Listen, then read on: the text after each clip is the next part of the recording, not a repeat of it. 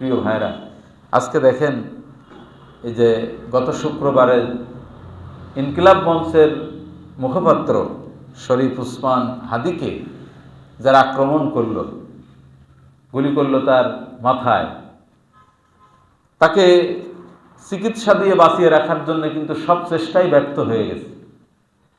Singapore পর্যন্ত তাকে পাঠানো হলো, সেখানে উন্নত চিকিৎসা দিয়ে, তারপরেও কি তাকে বাঁচানো গেছে?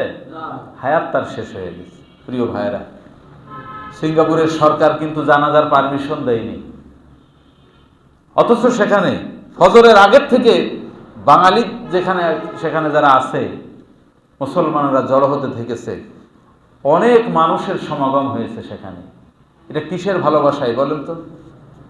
কিসের ভালোবাসা এটা? এটা দ্বীনের ভালোবাসা। কারণ এই শরীফ উসমান হাদি ভারতীয় আধিপত্যবাদের বিরুদ্ধে একটা হুঙ্কার ছিল, বাতিলের একটা আতঙ্ক ছিল সে, এবং ২৪-এর আন্দোলনে এই জাতিকে নতুন করে স্বাধীনতার মুখ দেখাবার জন্য যারা অগ্রণী ভূমিকা পালন করেছে, সামনের সারিতে যারা ছিল, এই উসমান হাদি কিন্তু তাদের একজন। তার বক্তব্য, তার বিবৃতি, তার সকল চেষ্টা প্রচেষ্টা প্রমাণ করে সে এদেশের মানুষকে ভালোবাসত, এই দেশকে ভালোবাসত, সে আল্লাহর দ্বীনের একজন মুজাহিদ ছিল। প্রিয় ভাইরা, তার জীবনীতে দেখলাম তার প্রথম জীবনে সে কিন্তু মাদ্রাসায় লেখাপড়া করেছে।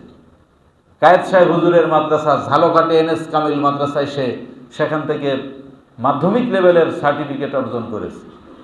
এই যে কোরআনের বীজ তার জীবনে কিন্তু প্রথম বপন করা হয়েছে, কোরআনের বীজ পৌঁছে গিয়েছে তার, সেটার পরে ভিত্তি করে তার জীবনটা গড়ে উঠেছে। পারিবারিক ঐতিহ্যও কিন্তু তার বাবা ছিলেন আলেম, ভাইরা আলেম। এই যে আলেম হওয়ার কারণে, আলেম পরিবার হওয়ার কারণে সে পরবর্তীতে জেনারেল শিক্ষায় শিক্ষিত হয়ে যায়। ঢাকা ইউনিভার্সিটিতে ইংরেজি সাহিত্যে লেখাপড়া করেছে। ইংরেজি সাহিত্যের নরমালি সেখানে যদি কোনো সাধারণ ছাত্র পড়ে তাহলে কিন্তু সে বেঈমান হয়ে যাওয়ার কথা, অথচ সেখান থেকে সে ইমানদার শুধু না, পাক্কা একজন ইমানদার তৈরি হয়েছে। ইংরেজি সাহিত্যের মতো সাবজেক্টে পড়েও নিজেকে সে কিন্তু দ্বীনের পথের একজন পথিক করতে পেরেছে।